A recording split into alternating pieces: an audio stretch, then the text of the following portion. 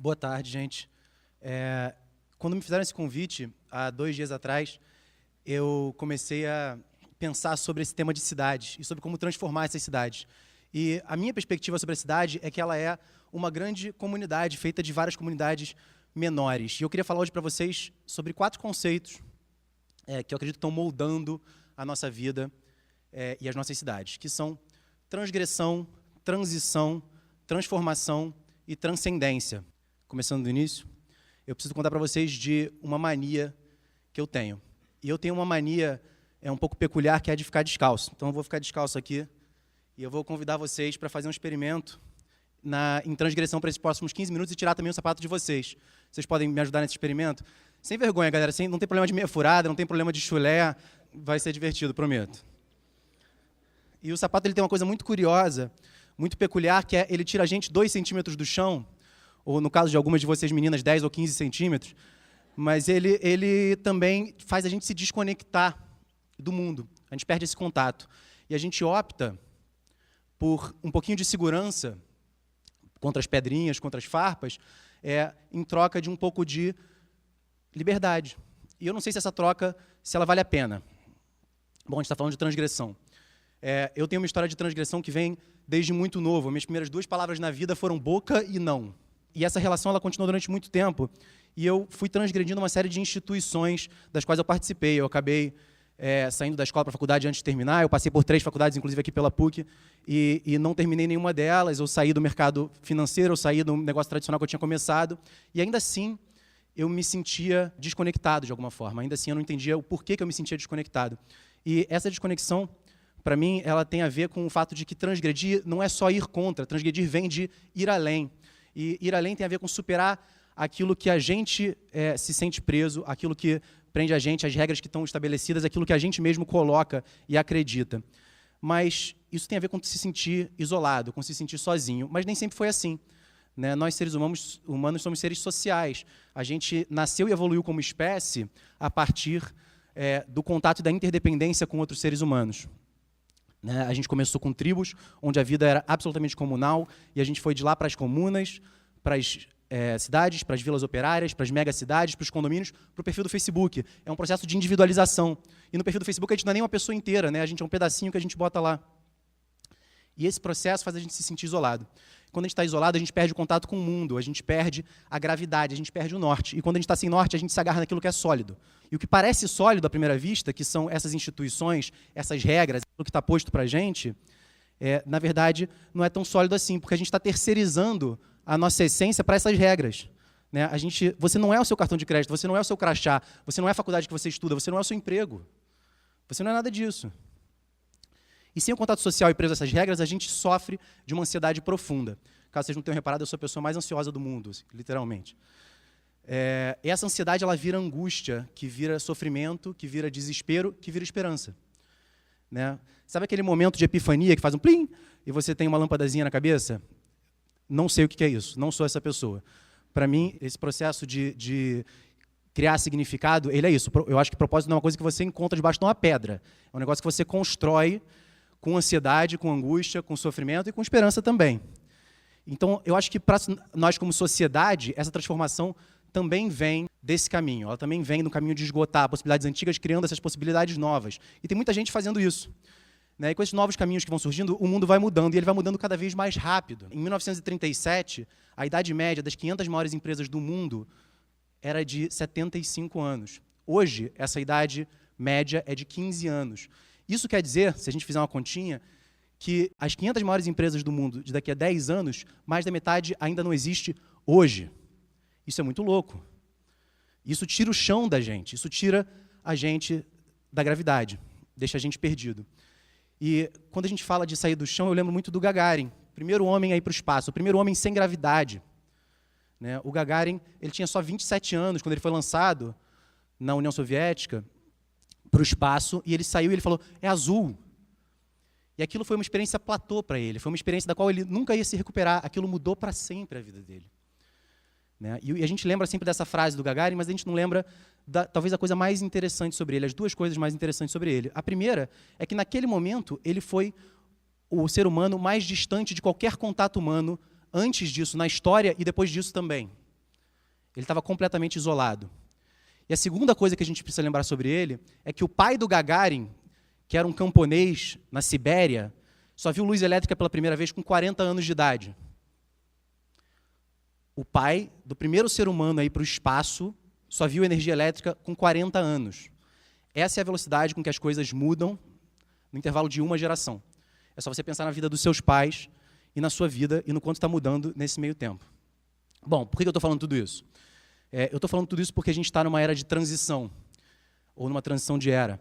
E toda transição pede um mínimo de transgressão. A gente precisa transgredir as velhas regras para a gente poder se reconectar consigo e se reconectar com o mundo. E para isso a gente precisa estar vulnerável, estar disposto a construir isso todo dia sem saber o que vai acontecer depois. E para isso a gente não precisa destruir as antigas instituições, a gente não precisa fazer isso para mudar as coisas. Quando as novas formas elas vêm e elas são realmente novas, as antigas se tornam obsoletas, naturalmente. Acredito que tem 4 coisas que estão levando a gente para essa direção. Existem basicamente 4 coisas que estão fazendo a gente passar por esse processo cada vez mais intenso e cada vez mais rápido, né?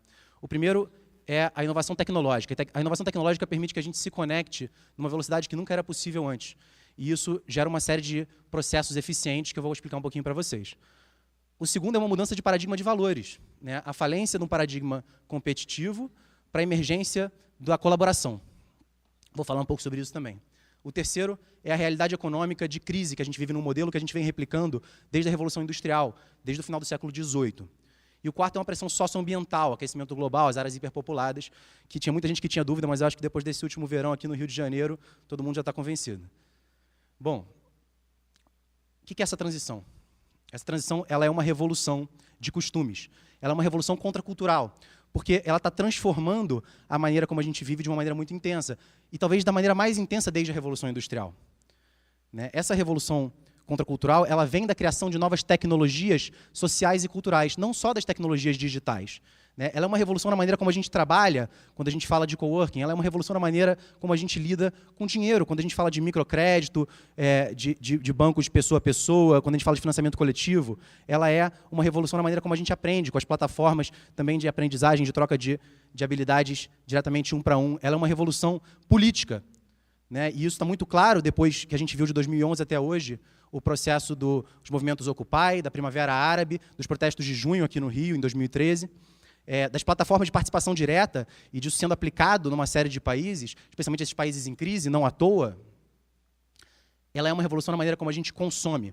Isso vem da emergência de um consumo colaborativo, né, que é uma economia onde a gente pode trocar, alugar ou compartilhar bens, serviços e espaços, privilegiando o acesso das pessoas. Isso é verdade para a maior empresa hoteleira do mundo, que é o Airbnb, que não é dona de nenhum hotel, ou para a maior loja do mundo, que é a Amazon, que não é dona de nenhuma loja, ou para a maior empresa de transporte do mundo, que não tem nenhum carro. O que todas essas coisas têm em comum? Por que isso é uma revolução e não só um monte de coisa que está acontecendo? O que elas têm em comum é que todas elas vêm a partir de uma perspectiva de construção de comunidades.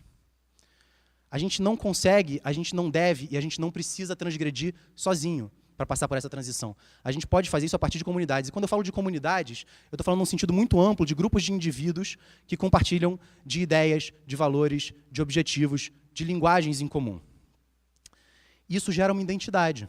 Isso gera um sentimento de pertencimento.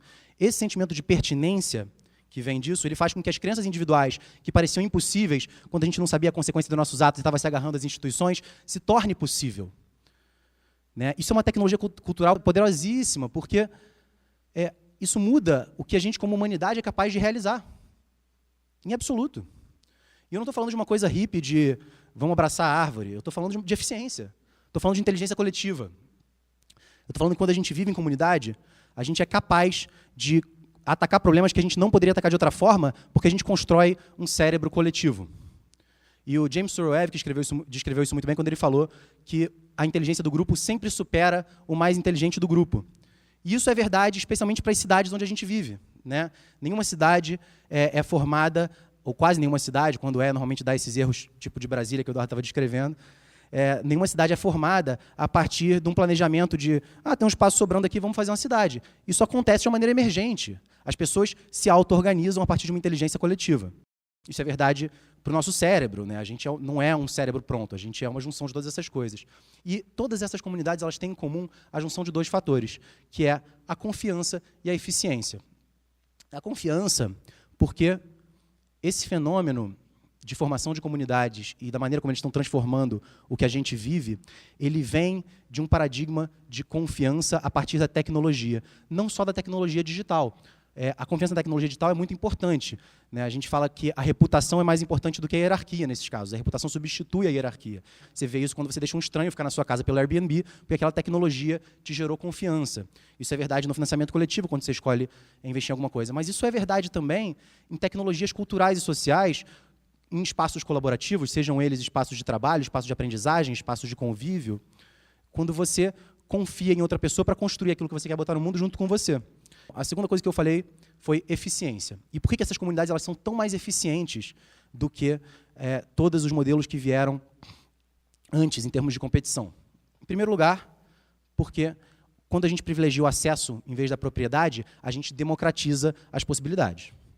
E muito mais gente tem acesso àquilo. Mas principalmente porque tudo que ficaria ocioso em termos de recursos, tudo aquilo que a gente não conseguiria utilizar porque está na propriedade de alguém que não está usando, se torna um recurso. Todo resíduo vira um recurso e você entra num ponto de utilização ótima de bens, de serviços, de espaços.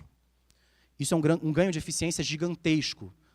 E também porque quando a gente fala disso, pensando em comunidades físicas, elas tornam mais eficiente a nossa vida do dia a dia, a nossa vida como grupo.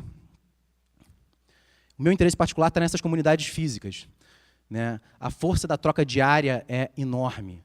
É impressionante a quantidade de novas ideias, de novos negócios, de novas possibilidades que surgem a partir do encontro físico entre pessoas todos os dias. A gente precisa desse pequeno caos para criar. A gente precisa desse pequeno caos para poder construir alguma coisa nova todos os dias. Nunca vi ninguém criar nada, nenhum espaço de criação, que fosse um lugar hermético, que fosse um escritório todo arrumadinho, que fosse uma repartição pública. Isso não é um espaço de criação. Foi isso que eu comecei a fazer desde 2012, com algumas outras pessoas muito especiais. A gente começou a buscar formar esses espaços colaborativos. E eu comecei um espaço de coworking. E é muito lindo ver como esses espaços formam comunidades e como essas comunidades transformam as pessoas, eu inclusive. Para quem não sabe, coworking é um movimento mundial que começou em torno de 2004 ou 2005, na Alemanha e nos Estados Unidos, onde as pessoas compartilham não só espaços físicos de trabalho, mas compartilham valores, compartilham ideias, compartilham recursos, compartilham conexões, e isso alavanca todos os envolvidos. Só o fato da gente romper a baia muda completamente a relação que a gente tem com o trabalho, que é aquilo que a gente quer colocar no mundo. E o trabalho é aquilo que a gente faz, para a maioria de nós, na maioria do tempo que a gente está acordado. Como é que você quer viver a maior parte do tempo acordado? Como é que isso vai se perpetuar no futuro? Agora, esse movimento de comunidades colaborativas, espaços colaborativos, na verdade, ele é muito maior do que o coworking em si. Essas plataformas elas são tão antigas quanto a tribo que a gente definiu lá atrás, ou as cidades que se formam a partir delas. A sua comunidade, ela pode ser a sua família, ela pode ser a sua empresa, ela pode ser o seu espaço de estudo, ela pode ser qualquer grupo, desde que ele parta de uma troca genuína e da coragem de construir alguma coisa nova. Então, bom, beleza, a gente transgrediu as nossas regras e aquilo que prende a gente, tornando o antigo obsoleto.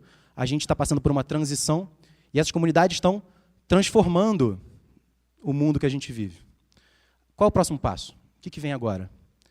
Eu acho que agora a gente tem que transcender esse mundo antigo, tornando ele obsoleto.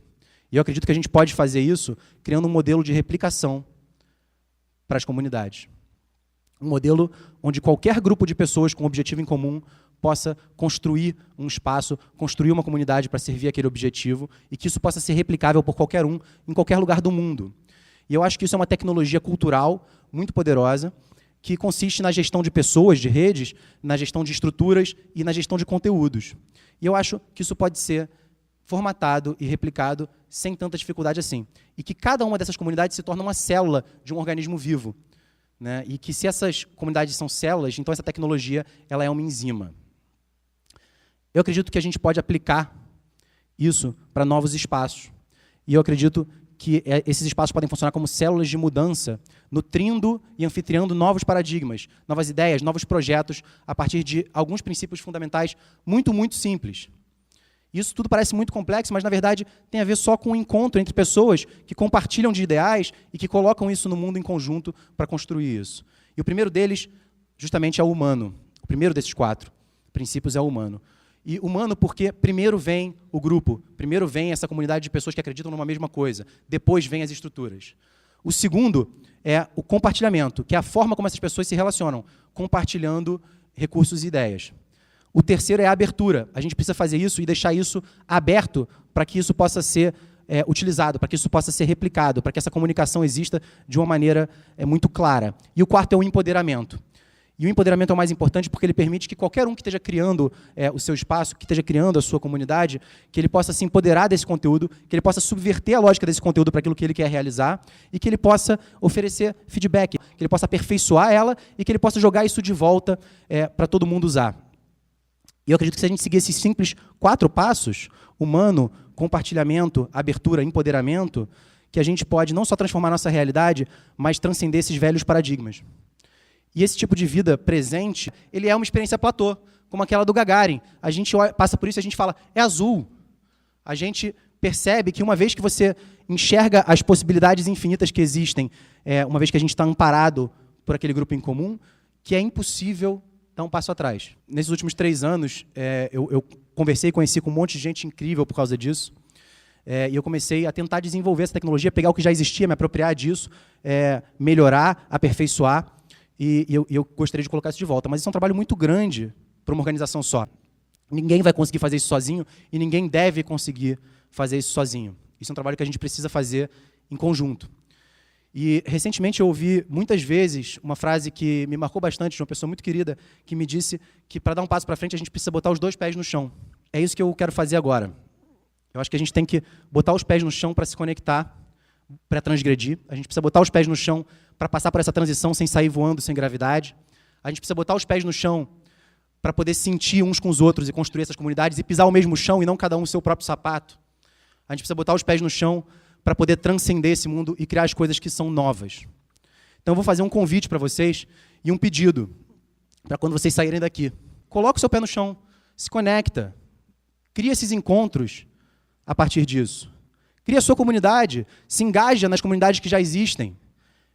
Melhora elas, desenvolve essa tecnologia, torna essa comunidade aberta, humana, transgressora, colaborativa, empoderada. Compartilha tudo que você aprendeu com isso de volta para a sua comunidade. Transgressão, transição, transformação e transcendência. Um novo mundo é possível se a gente fizer junto. Muito obrigado.